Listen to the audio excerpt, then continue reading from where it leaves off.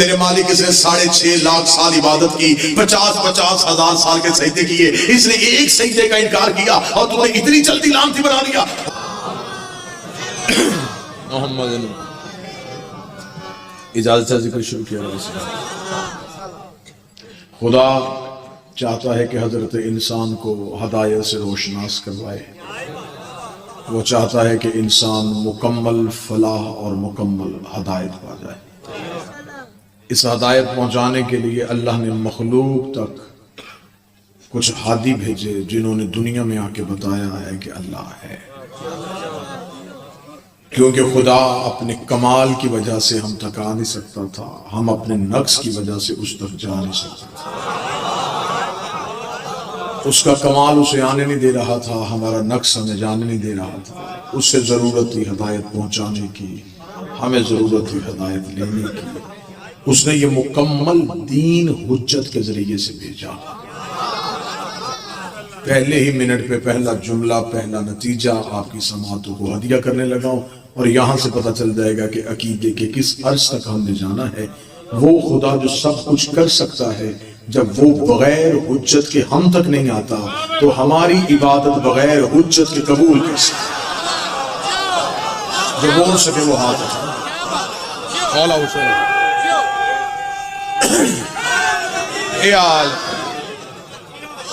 بادشاہ نہیں جی، اسی جملے سے اندازہ ہو گیا۔ اس جملے سے اندازہ ہو گیا کس نے مجھے سننا ہے اور کس نے دیکھنا ہے۔ جب وہ خدا بغیر حجت کے ہم تک نہیں آتا، ہماری عبادت بغیر حجت کے قبول کیسے کرے؟ لوگوں نے مدینے میں نبی کی زندگی میں مسجد بنا لی تھی، وہ راتوں رات مسجد بنی تھی۔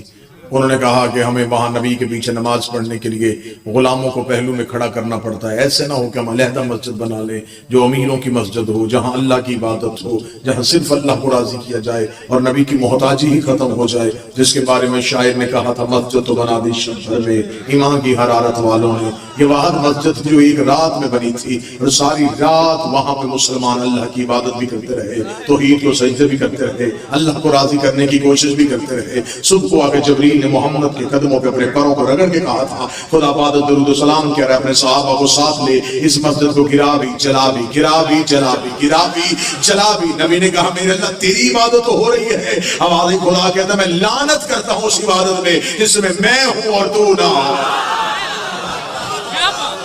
مجھے وہ عبادت چاہیے۔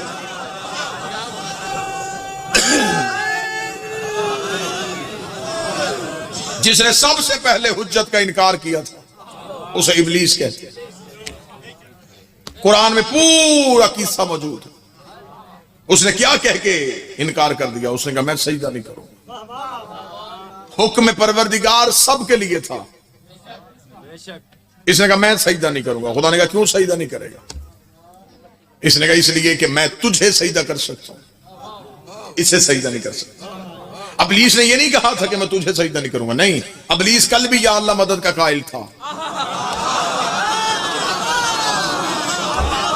ابلیس آج بھی یا اللہ مدد کا قائل ہے۔ اس نے اللہ کی مدد کا انکار نہیں کیا، اس نے حجت کا انکار کیا۔ اس نے کہا میں سجدہ نہیں کروں گا، میں سجدہ نہیں کروں گا۔ قرآن کا واقعہ ہے، قرآن ابھی ممبر پہ لے کے آؤ۔ خدا نے یہ نہیں کہا سوچ لے، مہلت لے لے، تھوڑی دیر بعد آ جانا۔ خدا نے کہا فخرج لعنت یوم الدین، اب بھی کا بھی نکل، اب تجھ پر قیامت تک کے لیے میری لعنت رہے گی۔ میرے مالک تو غفار الذنوب ہے، تو ستار العیوب ہے، تو گناہوں کو معاف کر دیتا ہے، تو غلطیوں کو بخش دیتا ہے۔ میرے مالک اس نے 6.5 لاکھ سال عبادت کی، 50 ہزار سال کے سجدے کیے، اس نے ایک سجدے کا انکار کیا اور تو اتنی جلدی لعنتی بنا دیا۔ ہو سکتا ہے تیری بارگاہ میں دوبارہ واپس آ جائے، پھر تجھے معاف کرنا پڑ جائے۔ خدا نے کہا سزا سنانے میں جلدی اس لیے کی ہے کہ منکر بھی پہلا ہے، حجت بھی پہلی ہے، حجت بھی پہلی اور منکر بھی پہلا۔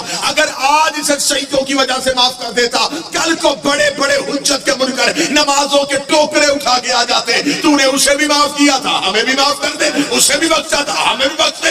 میں اس کی نماز لعنت بنا کے اس کے چہرے پہ ڈال کے دنیا کو بتا رہا ہوں، جب میں شفیع اللہ کا منکر برداشت نہیں کرتا تو علی ولی اللہ۔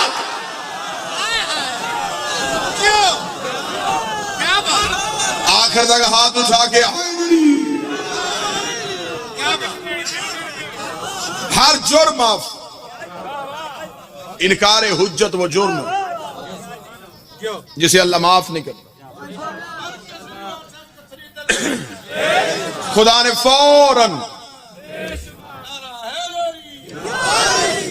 فوراً دربار سے نکالا. کیوں؟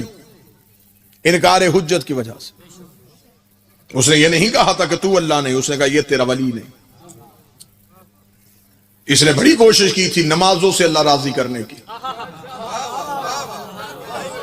لیکن اس بدبخت کو یہ نہیں پتا تھا وہ مقدار سے راضی نہیں ہوتا، معیار سے راضی ہوتا. وہ یہ نہیں دیکھتا کتنی پڑی ہیں، وہ یہ دیکھتا ہے کیسی پڑی ہے. یہ چاہتا تھا میں اتنے سجدے کروں کہ اللہ مجھے خلافت دے دے، کیونکہ اس نے اعلان سن لیا تھا کہ وہ خلیفہ بنانے والا. یہ سجدوں کی وجہ سے خلیفہ بننے چاہتا تھا.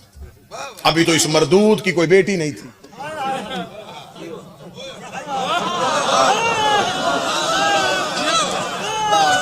نہیں تو یہ مل کے کمپین چلاتے بڑے اچھے طریقے سے، تخت اور تاج پہ قبضہ کرنے کی کوشش کرتے.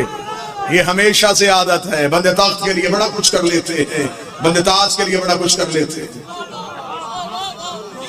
اسے طاقت اور تاج کا لالچ تھا. یہ خلیفہ بننا چاہتا تھا. خدا نے کہا میری خلافت سجدوں کی وجہ سے نہیں ملے گی، علم کی وجہ سے ملے گی.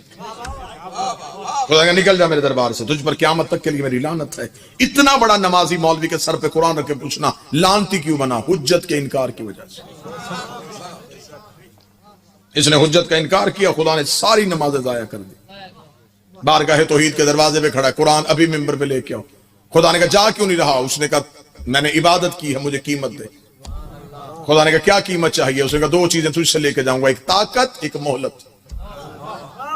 ایک جہاں چاہوں وہاں پہنچوں، ایک مجھے موت نہ آئے. یہ قیمت ہے میری سجدوں کی، میری منہ مانگی قیمت دے. آخرت میں تو مجھے کچھ نہیں ملنا، میری زندگی میں تو دے. خدا نے طاقت بھی دوں گا، مہلت بھی دوں گا. کرے گا کیا؟ اسے کہا تیرا مقابلہ. اب مجھے نہیں پتا اگلے جملے پہ کون بولے گا. یہ شروع سے عادت ہے، جس کا کھانا پھر اسی کو بھونکنا. طاقت بھی تجھ سے لوں گا، مہلت بھی تجھ سے لوں گا. آج مولوی کے سر پہ قرآن رکھ کے پوچھو ابلیس کے پاس طاقت ہے؟ وہ کہتا ہے. میرا بازو کا جی چاہتا ہے جو مولوی علی کے اختیار نہیں مانتا، میں اسے سامنے بٹھا کے ابلیس کے اختیار سناؤں کہ تو یہ تو نہیں مانتا کہ علی سب کچھ کر سکتا ہے. جی علی، کھلڑ مگسی میں بھی علی مدد کرے، لاہور میں بھی علی کرے، امریکہ میں بھی علی کرے، عراق میں، ایران میں علی مدد. یہ علی ہر جگہ پہ کیسے مدد کر سکتا ہے؟ اسی مولوی کے سر پہ قرآن رکھ کے پوچھ ابلیس ہر جگہ پہ گمراہ کر سکتا ہے؟ کہنا جی بالکل کر سکتا ہے. اسے کہا خدا تجھ پہ لعنت کرے، اللہ اپنے دشمن کو طاقت دے سکتا ہے، اپنی حجت کو طاقت نہیں دے سکتا. اس کا سب سے بڑا دشمن جہاں چاہے وہاں پہنچ سکتا ہے، کیونکہ یہ عدل الہیہ کے خلاف ہے کہ وہ گمراہ کرنے والے کو تو رکھے اور ہدایت کرنے والے کو نہ رکھے. یہ عدل کے خلاف ہے. قیامت والے دن انسان کہہ سکتا تھا میرا کیا قصور، تو نے گمراہ کرنے والا تو رکھا تھا، ہدایت کرنے والا تو ہے ہی کوئی نہیں. مولوی سے پوچھو ابلیس ہے؟ وہ کہتا جی ہے. نظر آتا ہے؟ نہیں آتا. اگر ہم اسے کہیں ہمارا 12واں ہے، فوراً کہتا نظر کیوں نہیں آتا؟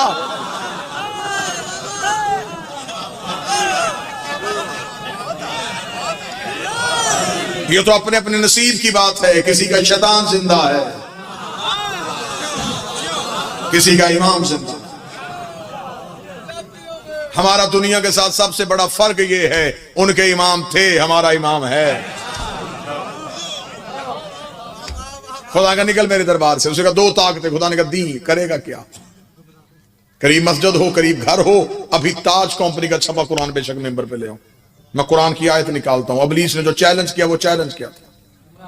اس نے یہ نہیں کہا کہ میں بندوں کے نیچے سے مسلح کھینچوں گا. اس نے نہیں کہا میں بندوں کو صفا و مروہ سے نکالوں گا.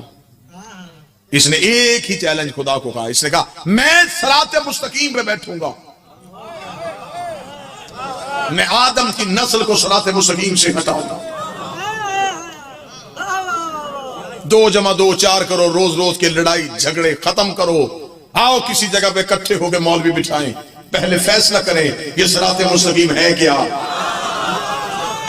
अब जो करीब बैठो आपने जहमत फरमानी है, पहले सारे मुल्ला इकट्ठे हो गए, पहले पता करो सिराते मुस्तकीम है कि अगर मिंबर पे चाहो तो मिंबर पे शिया सुन्नी किताबें दोनों लाई जा सकती है। इधर शिया किताबों का ढेर रखते हैं, इधर सुन्नी किताबों का ढेर रखते हैं। शिया पूछे तो शिया किताब निकाल लेते, सुन्नी पूछे तो सुन्नी किताब निकाल लेते हैं। अल्लाह के कनज़ुल इमाल में मुल्ला अली मुत्तकी कारी अहले सुन्नत जैसा बंदा कनज़ुल इमाल के सफ़र नंबर 258 वली के मदीने की मस्जिद थी, कायनात का नबी खुतबा दे रहा था, एक सहाबी उठ के खड़ा हुआ, उसने या रसूल अल्लाह मा हाज़ा सिराते मुस्तकीम, ये सिराते मुस्तकीम क्या है। नबी ने चेहरा फेरा, सहाबी इधर से आया, नबी ने रुख फेरा, सहाबी उधर से आया। तीसरी बार सहाबी उठ के खड़ा हुआ, या रसूल अल्लाह ये सिराते मुस्तकीम क्या है। मुल्ला अली मुत्तकी उसका तीसरी दफा उठ के खड़े होना था, ये मस्जिद के दरवाजे पे अबू तालिब का बेटा अली आ गया। रसूल ने कहा अपना सवाल दोबारा कर, उसका मैंने पूछा ये सिराते मुस्तकीम क्या है। मुल्ला अली मुत्तकी का रसूल ने अपने दाएं हाथ की उंगली को अली की जानिब बढ़ा के 3 बार कहा हाज़ा अलीयुन सिराते मुस्तकीम, हाज़ा अलीयुन सिराते मुस्तकीम, हाज़ा अलीयुन सिराते मुस्तकीम। अब हमें पता चल गया इब्लीस ने कहा था मैं बंदों को सिराते मुस्तकीम से रोकूंगा, और मोहम्मद ने कहा सिराते मुस्तकीम मेरा अली है। आज पता चला इब्लीस ला इलाहा से नहीं रोकता, अली और वलीउल्लाह।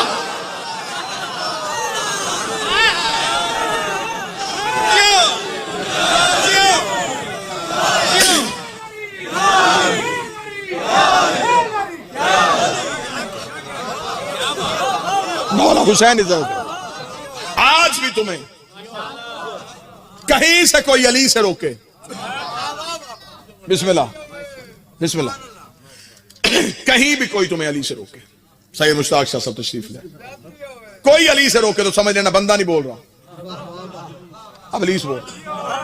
मौलवी के कहने पे ना जाना, कब्र की कच्ची दीवारें, कफन में जेब कोई नहीं, कब्र में अलमारी कोई नहीं, फरिश्ते रिश्वत नहीं लेते। हाँ हाँ हाँ, मनो मट्टी के नीचे जाना, अपने अकीदे का जवाब देना। और जो मौलवी सारी जिंदगी गुमराह करता है वही सर झुका के तुम्हारे साथ आएगा और कब्र में लिटा के कांधे पकड़ के हिला के इस्मा इफ़हम, सुन और समझ, अभी थोड़ी देर बाद तेरी कब्र में 2 फरिश्ते आएंगे, वो तुझसे पूछेंगे तेरा रब कौन है। ऐ फलां इब्ने फलां, कहना अल्लाह मेरा रब है, मोहम्मद मेरा नबी है, कुरान मेरी किताब है, काबा मेरा किबला है। इस्मा इफ़हम, सुन और याद रख, अभी तेरी कब्र में फरिश्ते आके पूछेंगे तेरा इमाम कौन है, बोल के कहना अली इमाम है, हसन इमाम है, हुसैन इमाम है, सज्जाद इमाम है। उस वक्त मौलवी का गिरबान पकड़ के पूछना, जिंदगी में एक ही गवाही नहीं देने दे रहा था, कब्र में 12 की गिरबान।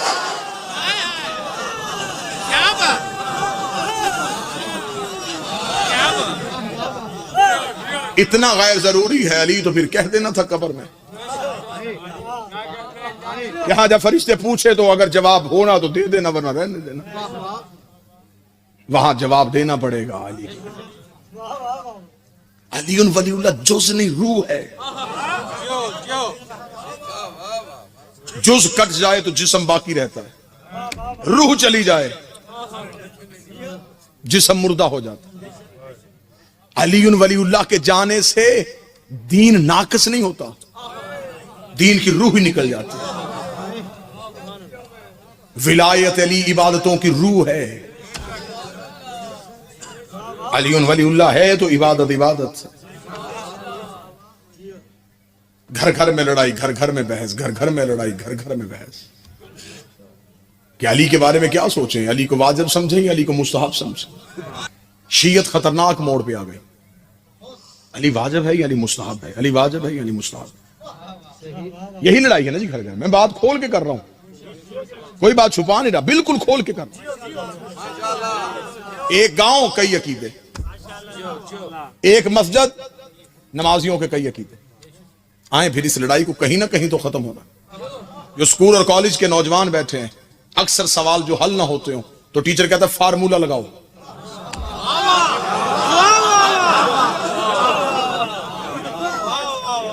वो जो जवाब नहीं निकलता वो फार्मूले से निकल जाता। ये सवाल हल नहीं हो रहा था, अगर इजाजत दे तो फार्मूला लगाएं। बड़ा आसान फार्मूला देने लगा। अली वाजिब है या अली मुस्तहब है, بحث وہ کر رہے ہیں جو فقہ کے بنیادی قوانین سے واقف نہیں.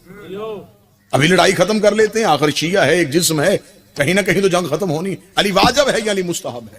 پہلے بتاؤ واجب کی تعریف کیا ہے, مستحب کی تعریف کیا ہے؟ واجب شریعت میں اس عمل کو کہتے ہیں جس کے چھوڑنے سے عذاب ہو. مستحب اس عمل کو کہتے ہیں جس کے چھوڑنے سے عذاب نہ ہو, کرنے سے نیکیوں میں اضافہ ہو. میں ٹھیک کہہ رہا ہوں؟ میرے پیچھے ایک بعمل ذاکر تشریف فرما ہے, ان کی تائید حاصل ہو گئی. مستحب جس کے چھوڑنے سے عذاب نہ ہو, کرنے سے نیکیوں میں اضافہ. فجر کی نماز کی واجب رکعتیں 2, چھوڑو عذاب. نوافل پڑھو نیکیوں میں اضافہ, نوافل چھوڑو تو عذاب نہیں. رمضان کے روزے واجب, شعبان کے مستحب. ایسا ہی ہے, واجب کے چھوڑنے سے عذاب آتا ہے, مستحب کے چھوڑنے سے عذاب نہیں آتا. اگر علی ولی اللہ مستحب ہے تو غدیر میں حارث پہ عذاب کیوں آیا؟ جو بول سکے وہ ذہن سے.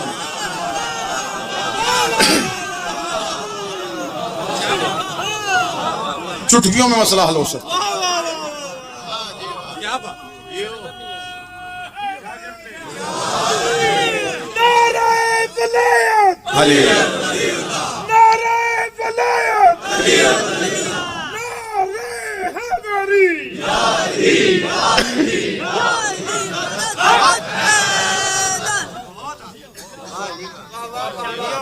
غدیر میں حارث پہ عذاب آیا ہے ولایت علی کو چھوڑنے کی وجہ سے. جو مجھ جیسے کام علم لوگ بیٹھے ہیں ان کے لیے بڑی آسان مثال دے دیتا ہوں. مرغی حلال ہے یا حرام؟ اگر تکبیر نہ پڑھی جائے, ابھی تو آپ نے حلال کہا تھا, مرغی نہیں بدلی, شرط بدل گئی. جیسے بغیر تکبیر کے حلال مرغی حرام ہو جاتی ہے, بغیر علی کی ولایت کے حلال عبادت حرام.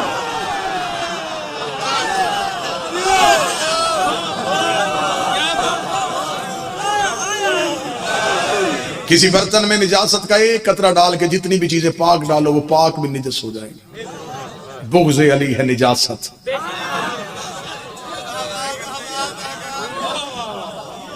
کہ دل میں کرو گے نیکیاں, فرشتے گناہ لکھ لیں گے. علی دل میں ہو, سانس بھی لوگے تو تسبیح ہے. اگر اجازت دیں تو اگلے 1 منٹ میں ایک اگلا فارمولہ لگائیں جی. ہر جگہ پہ ممبر پہ 2 یا 3 چٹے تو لازمی آتی نا جی, ہر خطیب اور ہر ذاکر کو, کیونکہ قوم 2 رخ ہو گئی ہے. ایسا نماز افضل ہے یا ماتم؟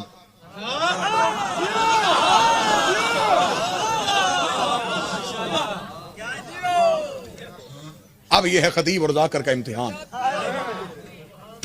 اب اگر کہے نماز افضل, دروازے تک نہیں جائیں گے, ماتمی گھیر لیں گے. ماتم کے بارے میں کیوں نہیں بولے؟ اندر سے مقصر تو نہیں؟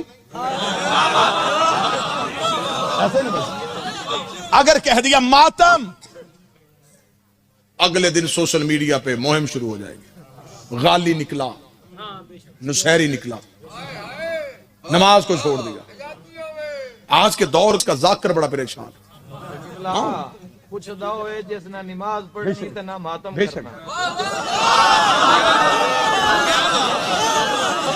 بڑا جو فارمولہ میں لگانے لگا تھا اس کا 50% فارمولہ بھائی جان نے لگا دیا, جو اگلا 50% رہ گیا وہ لگانے لگا. نماز افضل ہے یا ماتم, نماز افضل ہے یا ماتم, نماز افضل ہے یا ماتم.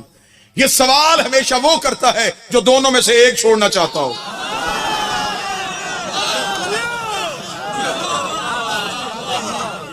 جو ایک آپشن رکھنا.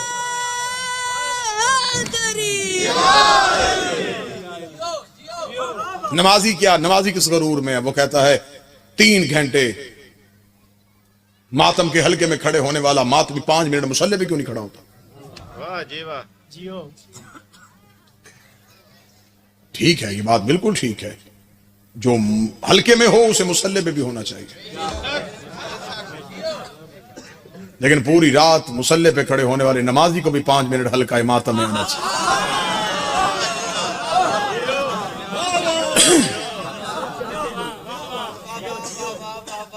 مشن حسین مذاق نہیں.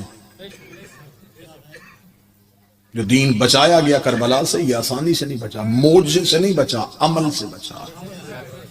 حکم کر کے حسین فوج کو برباد کر سکتا تھا، لیکن حسین نے عملاً دکھایا. جوان بھائی کے بازو کٹوانا آسان نہیں تھا.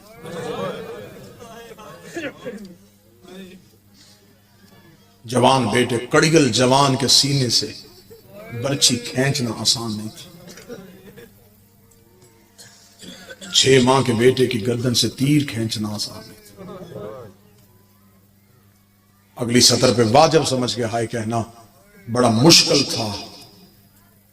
سجاد کا پھپھی کو ننگے سر نماز پڑھتے تھے.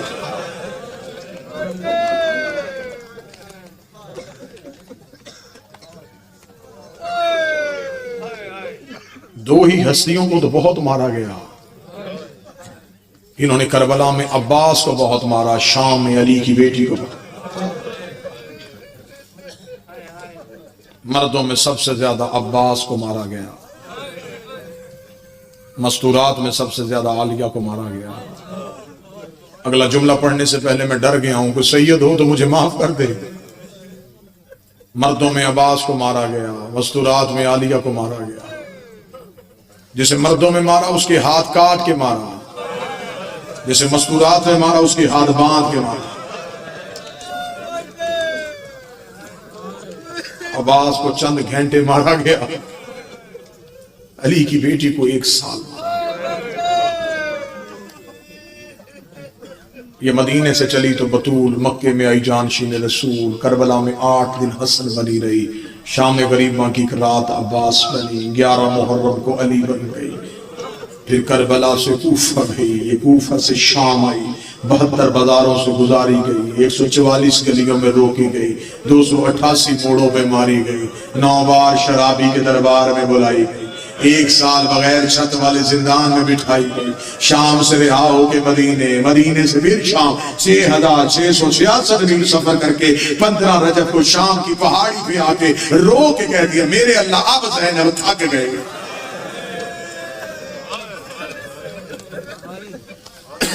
میرا دین بچ گیا، مجھے ماں کہنے والا. آنکھیں پرنم ہو گئیں، 2 آنسو اور آئے اور میں سلام کروں. یہ بات میری قوم کا نوجوان یاد رکھے. عزاداری کے دن ختم ہوئے ہیں، عزاداری ختم نہیں ہوئی. 100 کے دن ختم ہوئے ہیں، 100 ختم نہیں ہوئے.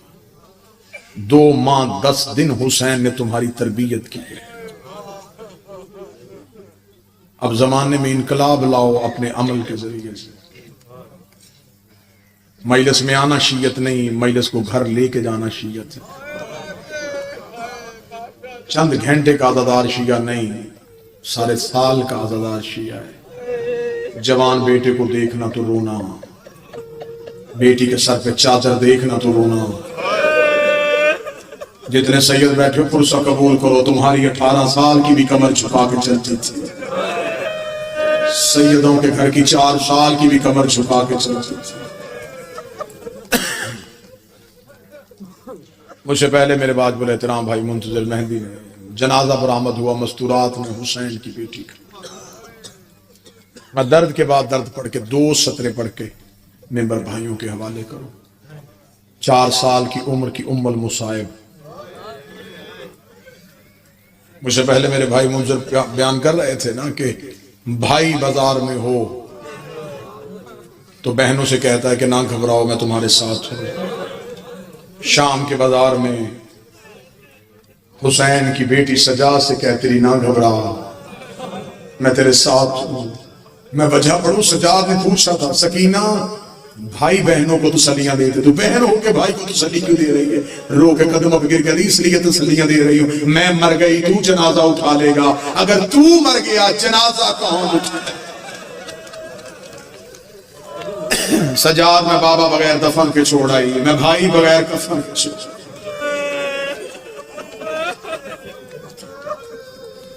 بڑی خاص عطا ہے برادر وسیم پہ، سیدہ کے درد یہ بھی بیان کرتے ہیں. 2 درد پڑھنے لگا ہوں اور ممبر چھوڑوں گا. بڑی بطول کے میں نے 3 درد ممبر سے پڑھے تھے، چھوٹی بطول کے 2 درد پڑھنے لگا ہوں. غیر سید ہوں، امتی ہوں، حیثیت اور اوقات سے واقف ہوں. درد پڑھوں گا، وجہ نہیں پڑھ سکوں گا. وجہ سمجھنے کے لیے ایک اشارہ پڑھ دوں گا. ساری زندگی تم نے ذاکروں سے سنا حسین کی بیٹی کڑتے میں دفنائی گئی. سجاد نے بہن کو کفن نہیں دیا تھا. آپ سمجھے اور روئے کہ غریب تھا ہمارا مولا. ہائے کہہ سکو تو کہنا، رو سکو تو رونا، سر جھکا سکو تو سر جھکانا. جس کے بابے کا لباس جنت سے آ گیا تھا وہ بہن کا کفن بھی جنت سے منگوا سکتا تھا. سجاد کی مجبوری غربت نہیں تھی. سجاد کی جو مجبوری تھی میں وہ بیان نہیں کر سکتا. میں اشارہ دینے لگا ہوں، اشارہ سمجھ لینا. 10 محرم کو ماتمی کرتا ہے زنجیر کا ماتم، شام کو ماتمی گھر آ جاتا ہے، سارا دن جلوس میں رہتا ہے. شام کو بہنوں نے کرنے ہوتے ہیں بھائی کے زخم صاف. ماں قریب آ کے کھڑی ہو جاتی ہے، رو کے کہتی قمیض آہستہ اتارنا، تیری قمیض تیرے زخموں سے چمٹ گئی ہے. قمیض آہستہ اتارنا، تیرے زخموں نے تیری قمیض کو پکڑ لیا ہے. جس نے 4 گھنٹے قمیض پہنی ہو اس کی قمیض تو نہیں اترتی. جس نے 1 سال کرتا پہنا ہو. علی کی بیٹی کی آواز آئی، سجاد بہن کرتے میں دفنا. اتنی زخمی تھی علی، نہیں رو سکے تو وجہ پڑھوں کیوں زخمی تھی. بڑی بطول کو ایک تازیانہ لگا تھا اور وہ دائیں ہاتھ سے تسبیح نہیں پڑھ سکی تھی. کربلا سے لے کے شام تک شمر کے ہاتھ میں لوہے کا تازیانہ تھا. یہ ہر موڑ پہ رو رو کے کہتی رہی، سجاد میری ہڈیاں ٹوٹ گئی ہیں، سجاد مجھ سے چلا نہیں جاتا. آدھا منٹ اور ایک درد. بھائیوں سے دعا لوں، آپ سے دعا لوں، آدھے منٹ کا ایک درد. کفن کیوں نہیں دیا یہ وجہ میں نے پڑھ دی. اگلی سطر مشکل ہے. مہمان سمجھ کے معاف کرو تو مہربانی، شبیر کا ذاکر سمجھو تو مہربانی. اتنے مصائب خان شخصیات کے سامنے میں اگلا درد پڑھنے لگا. مجھ سے پہلے بھی پڑھا گیا، میرے بعد بھی. مصائب کی دنیا کے اہم نام ہے، پوچھ لیجئے. سجاد نے بہن رسیوں میں دفنائی تھی. ایسا ہے یا نہیں ہے؟ کیوں نہیں رسیاں کھولی سجاد نے بہن؟ وہ جو 14 سال کا قیدی تھا اس کے لوہے کے زیور کھل گئے تھے، اس کی رسیاں کیوں نہ کھلی؟ اگر ماتم کر سکو تو پھر ماتم کرنا. موسیٰ اعظم سے بغداد میں ایک بندے نے پوچھا تھا، قیدی تیرے دادا سجاد تیرے بہن کی رسیاں کیوں نہیں کھولی؟ موسیٰ اعظم کا سر دیوار پہ آیا، روکا میرا سلام اس معصومہ پہ جس کے ہاتھوں کے جوڑ ٹوٹ گئے تھے. اگر سجاد رسیاں کھول دیتے سکینہ کی لاش ایسے بکھر جاتی جیسے کربلا میں قاسم کی لاش کے ٹکڑے